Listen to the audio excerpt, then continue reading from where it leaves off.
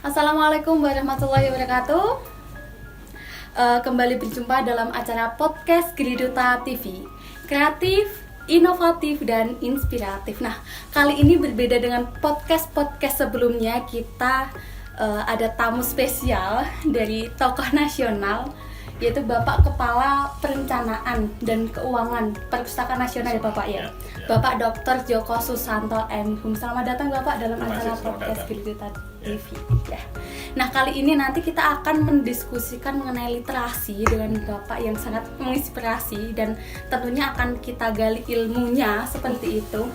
Nah, kalau dari literasi itu sendiri ya Bapak ya, secara tradisional itu kan diartikan sebagai kemampuan untuk membaca dan menulis. Tapi kan makna tersebut diperluas lagi pasca ada pertemuan pakar UNESCO di Paris ya Bapak ya. Itu diartikan bahwasanya literasi ini merupakan kemampuan seorang individu untuk mengidentifikasikan, menafsirkan, menciptakan, mengkomunikasikan seperti itu, dan membuat sebuah bahan cetak dan tulisan dalam berbagai konteks seperti itu. Sehingga yang ingin saya tanyakan itu sebenarnya simpel Bapak, karena kan melihat generasi saat ini ya Bapak ya, generasi milenial, Gen Z, minat membaca, menulis, membuat karya itu kan sangat minim sekali. Sehingga yang ingin saya tanyakan itu seberapa pentingnya literasi itu untuk kehidupan kita, karena tidak dipungkiri bahwasanya literasi ini sebagai bekal kita dalam kehidupan mendatang seperti itu. Ya, baik, terima kasih. Literasi memang sudah melampaui literasi dasar saat ini. Literasi dasar orang memaknai sebagai membaca, menulis, dan juga berhitung. Tetapi pada era disrupsi ini itu saja tidak cukup. Indonesia dari 270,20 juta jiwa penduduknya, generasi milenial kita sudah ada 64%. Jadi itu sebenarnya satu modal utama kita untuk masa yang akan datang. Jadi ada generasi Z, ada generasi Z itu sendiri, ada generasi Y, ada generasi X dan seterusnya. Tetapi ketika kita bicara terkait dengan literasi, sekarang banyak sekali direkatkan dengan literasi apapun ya. Ada literasi digital, ada literasi kesehatan, ada literasi finansial, dan apapun itu sama seperti panacea, obat segala macam obat seolah gitu ya. Tapi sama saja. Jadi literasi itu syaratnya adalah membaca. Tidak ada literasi tanpa membaca. Nah, dengan demikian generasi yang literat tentu harus membaca. Nah, makna membaca dalam dunia modern dalam era disrupsi ini mengalami perluasan. Tidak hanya membaca buku, membaca jurnal, atau membaca surat kabar, melainkan membaca bisa melihat tontonan di televisi, mendengarkan radio, mengakses internet untuk pengetahuan, dan lain-lain. Jadi makna membaca sudah mengalami perluasan, yaitu menyerap pengetahuan dalam berbagai macam channel. Nah, sekarang problemnya adalah bagaimana kita mengemas pengetahuan dalam berbagai macam channel itu. Nah, disinilah pentingnya bagaimana teman-teman para generasi milenial ini untuk tidak hanya mentransformasikan pengetahuan dan informasi berbasiskan tekstual, tetapi menyesuaikan atau mengakselerasikan sesuai dengan perubahan behavior dari generasi muda. Nah, generasi muda, generasi milenial ini behaviornya sekarang tidak hanya tekstual tapi multimodal. Nah, kalau multimodal berarti ya ada audiovisual dan lain-lain. Nah, saya kira pendekatan seperti yang teman-teman lakukan sekarang, misalnya podcast, ada vlogging dan seterusnya, itu saya kira pendekatan yang sangat baik di dalam transformasi pengetahuan. Ya. Dan bahkan ketika kita melihat survei ataupun riset ya Bapak ya, itu kan Indonesia mendapati peringkat ke-62 dalam hal literasi dari 70 negara ya Bapak. Ya, itu dilakukan oleh program for International Student Assessment ataupun PISA. Ya. Dan bahkan ketika UNESCO ini menyebutkan minat baca Indonesia itu berkisar 0,001% ya Bapak ya, kalau nggak salah. Iya, jadi ketika ada 1.000 orang itu hanya satu orang saja yang memiliki minat baca yang tinggi seperti itu. Sehingga kan hal tersebut harus menjadi perhatian khusus tersendiri buat Indonesia sendiri. Bagaimana caranya untuk menumbuhkan minat membaca generasi saat ini seperti itu. Karena tidak dipungkiri bahwasanya generasi saat ini, generasi milenial akan menghadapi yang namanya bonus demografi, menyongsong Indonesia Emas 2045 seperti itu Bapak. Dan ketika kita berhasil melewatinya bonus demografi yang dikatakan bahwasanya usia produktif itu lebih tinggi daripada usia non produktif, dan itu kan menjadi sebuah keuntungan bagi bangsa Indonesia. Dan jarang dimiliki oleh bangsa-bangsa yang lain seperti itu. Ini Indonesia mendapati bonus demografi dan akan menyongsong Indonesia Emas 2045. Dan bagaimana caranya agar generasi ini itu mampu memiliki minat baca yang tinggi seperti itu Bapak. Jadi gini, yang pertama terkait dengan soal indeks PISA ya. Indeks PISA itu berdasarkan pada 3 variabel. Variabel pertama untuk literasi sains, yang kedua literasi matematika, yang ketiga adalah literasi membaca. Ya, jadi 3 variabel ini penting. Nah, sebenarnya kita punya satu concern untuk peningkatan literasi membaca, karena literasi membaca yang bagus, yang tinggi, kemungkinan berpotensi besar untuk meningkatkan literasi sains dan juga literasi matematika ya. Terus tadi yang dikutip soal 0,01 itu dari UNESCO, saya kira juga pun perlu di cross check kembali apakah data itu benar ya. Jadi sebenarnya kalau kita lihat di Indonesia itu bukan soal minat bacanya yang rendah, tetapi bahan bacaannya yang masih kurang. Jadi angkanya secara nasional untuk jumlah penulis di Indonesia itu dari 270,20 juta jiwa penduduk Indonesia, yang menjadi penulis hanya 2% gitu loh. Jadi angkanya masih sangat kurang. Nah, terus dari sisi produksi terbitan atau buku di Indonesia setahunnya itu kurang lebih ada sekitar 300 judul. Nah, problemnya bukan soal 300 judulnya atau misalnya lebih dari itu taruhlah 500, tetapi di Indonesia itu angka penjualan buku itu paling tinggi setahunnya itu hanya 1000. Nah, kita punya problem yang ketiga yaitu soal distribusi. Nah, dari sisi toko buku, ketersediaan toko buku, tidak semua kabupaten ya kan memiliki toko buku. Nah, banyak juga di luar Jawa ya, kalau mungkin di Kabupaten Semarang nggak ada masalah, tapi di luar Jawa banyak kabupaten yang tidak punya toko buku. Dengan demikian mereka menyandarkan pada layanan perpustakaan. Jumlah perpustakaan di Indonesia sesungguhnya besar. Kita punya 164.610 perpustakaan di seluruh Indonesia. Itu terbanyak kedua di dunia setelah India. India itu kurang lebih 350.000 sekian. Kemudian Cina yang penduduknya notabene lebih besar, wilayahnya lebih luas pun dia peringkat ketiga, kita peringkat kedua. Nah, cuman dari 164.610 perpustakaan itu 46% adanya di Jawa.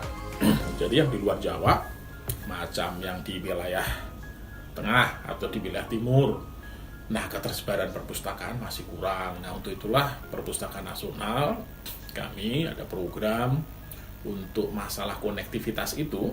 Kita ada bantuan mobil perpustakaan keliling, itu roda 4, ada juga motor pustaka keliling roda 2. Nah, selain itu juga kita ada perpustakaan digital, ya, perpustakaan digital iPusnas misalnya. Nah, adik-adik, teman-teman semua bisa download di App Store maupun di Google Play, ya, itu ada iPusnas. Nah, iPusnas ada ratusan ribu judul, kopinya juga sudah ada 787.000 lebih ya. Nah, berita bagusnya iPusnas itu sudah direplikasi oleh 256 pemerintah daerah. Jadi ada di kabupaten kota, ada kalau di Jawa Tengah, ada di Jawa Tengah, ada di Jawa Timur, ada di Sukabumi, ada di Kalimantan Timur dan seterusnya ya. Nah, itu adalah dari sisi konektivitas ya. Yang problem kedua tadi adalah soal konten ya kan, soal konten. Nah, soal konten inilah memang diperlukan kerjasama ya, kerjasama untuk membentuk ekosistem antara penulis, penerbit ya, perpustakaan dan masyarakat membaca. Nah, dengan demikian Kalau ekosistem ini terus kita bangun dengan memupuk penulis-penulis baru untuk bisa menggarap konten lokal, Perpusnas melakukan namanya inkubator literasi, itu semacam kelas-kelas menulis virtual. Nah, pesertanya itu dari daerah-daerah direplikasi. Nah, tujuannya ini, kalau kita menerbitkan melalui penerbit mainstream, itu dibacanya dua hal. Bukunya bagus, dijual laku. Nah, kan? Nah, problemnya kadang-kadang buku bagus belum tentu dijual laku, ya. Nah, untuk itulah kita ada inkubator literasi, memupuk para penulis baru, penulis novum untuk berani menulis. Nah, kita terbitkan dalam format digital. Nah, dengan demikian keteraksesannya melalui Pusnas, Jateng, dan seterusnya bisa seluruh Indonesia juga. Nah, ini yang bisa meretas jalan kekurangan toko buku dan termasuk juga distribusi tadi. Nah, yang ketiga konsepnya adalah terkait dengan kebutuhan pengetahuan. Setiap orang kan berbeda-beda. Mengapa ya? Karena ada yang sehat walafiat, ada yang secara fisiologis ada kendala, ada yang psikologis ada kendala, ya kan? Dan seterusnya. Nah, pendekatan yang kita lakukan bersifat inklusif, bahwa pengetahuan itu adalah hak setiap warga negara. Untuk itu harus ada keadilan pengetahuan. Nah, dalam layanan inklusif itulah perpustakaan juga harus mengindahkan perbedaan secara fisiologis dan psikologisnya setiap masyarakat itu, ya. Misalnya untuk difabel dan seterusnya, untuk masyarakat marginal, perempuan, kemudian juga mungkin di wilayah-wilayah pinggiran dan seterusnya, ya. Nah, inilah yang kita lakukan sehingga dengan demikian sekalipun mungkin sudah tidak lagi duduk di bangku sekolah, tetapi kebutuhan pengetahuan itu kan terus ada, karena masalah yang dihadapi pun juga masyarakat selalu ada kan setiap harinya kan.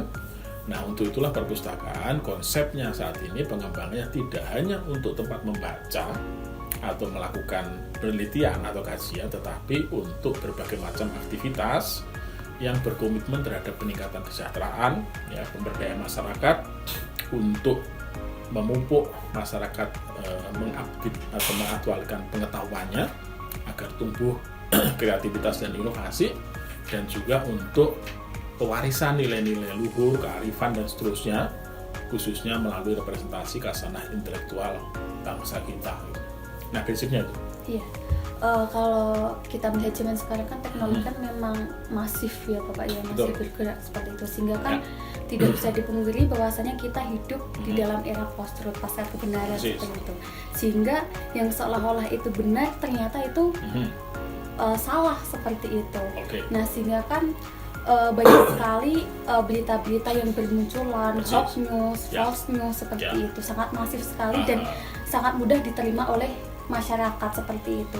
Bagaimana kiatnya agar kita, ya khususnya untuk generasi milenial, agar tidak dengan serta-merta mudah menerima hal tersebut, berita tersebut, dan juga kita bisa mengedukasi masyarakat seperti itu. Ada dua hal. Belum lama ini Microsoft merilis namanya Internet Civility Index. Ya, jadi indeks keberadaban virtual, ya. Jadi keberadaban secara online gitu ya, di dunia virtual menggunakan sosial media tadi misalnya. Sayangnya Indonesia itu adab berinternetnya rendah. Jadi kemarin termasuk kita yang dikritik. Mengapa? Ada 3 faktor.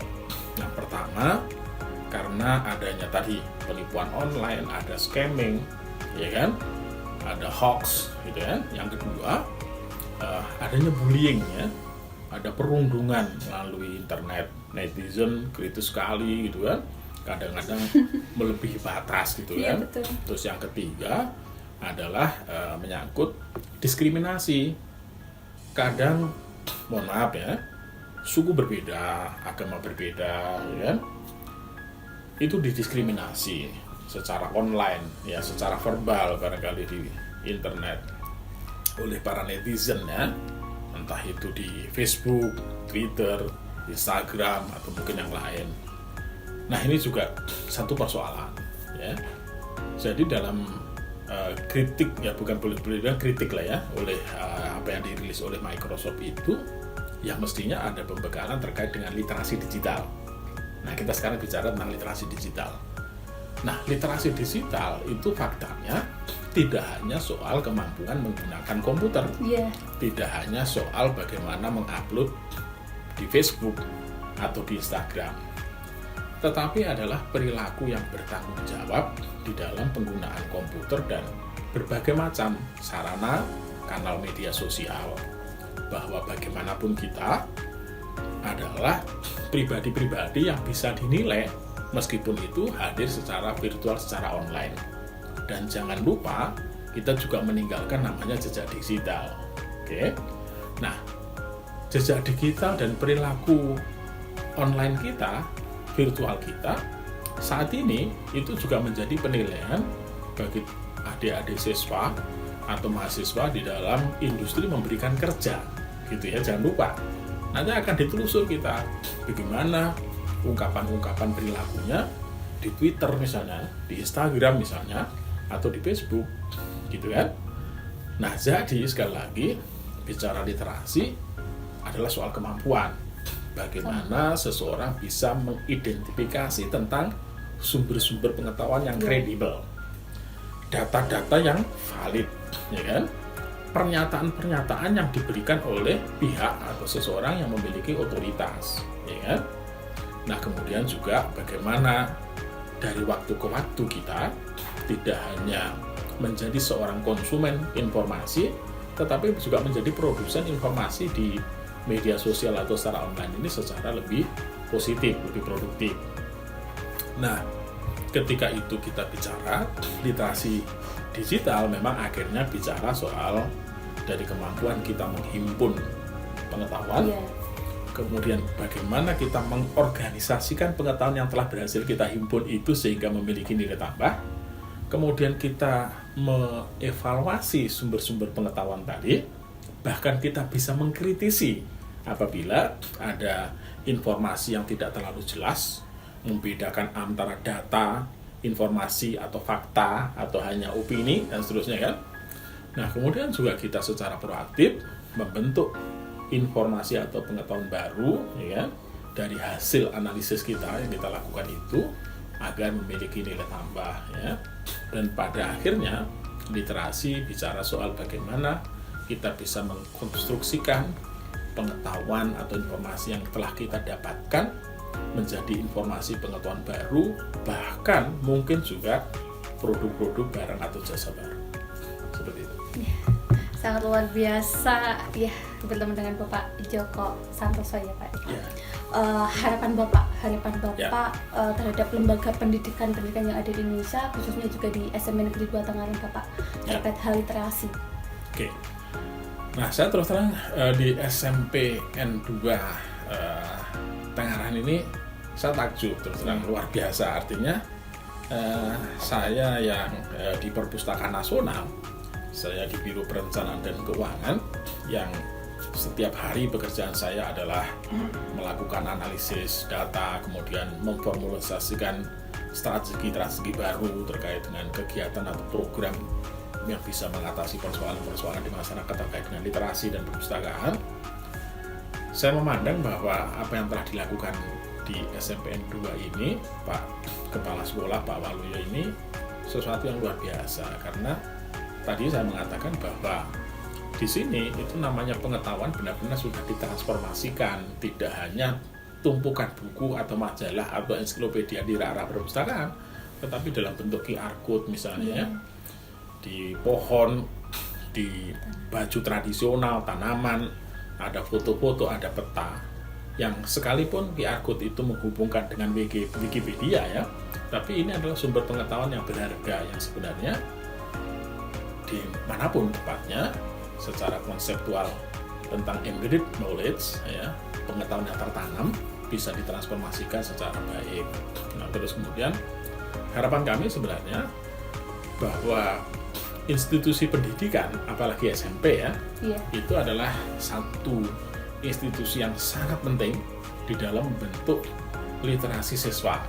Ya kan? Kembali tadi ke soal PISA, saya tidak terlalu ini pada hasil penelitiannya, tapi yang paling penting adalah bagaimana menyiapkan siswa itu memiliki kemampuan literasi dalam proses menghimpun, menganalisis, mengorganisasikan dan membentuk informasi dan pengetahuan baru tadi itu menjadi semacam kecakapan hidup atau life skill gitu loh ya.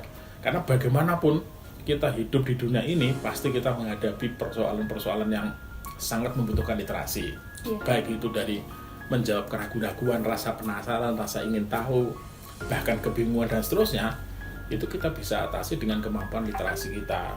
Dan berkaca kepada generasi muda di Norwegia, di Finlandia misalnya, negara-negara Eropa lainnya termasuk di negara Skandinavia, itu adalah negara-negara yang sangat tinggi literasinya. Kesadaran literasi itu menjadi semacam kesadaran sosial ya, sehingga di sana namanya urusan literasi tidak hanya berhenti di sekolah-sekolah, tetapi juga di halte-halte bis, di kendaraan-kendaraan umum, di transportasi, bahkan selesai membaca masyarakatnya bisa saja bukunya diletakkan di mana saja itu berada dan dikasih secari tulisan apakah Anda ingin membaca. Nah, itu diberikan sebagai semacam charity. Negara-negara maju itu membentuk pengembangan literasi masyarakatnya semenjak mereka lahir ya. Jadi setiap keluarga dan memiliki bayi diberikan seperangkat buku-buku parenting guide, semacam panduan menjadi orang tua dan bacaan-bacaan anak. Di Belanda, setiap rumah tangga baru diberikan kartu perpustakaan untuk anaknya dan mereka bisa menggunakan itu sampai anak usia 18 tahun. Nah, di negara-negara lain, saya kira juga ada festival-festival literasi dan seterusnya.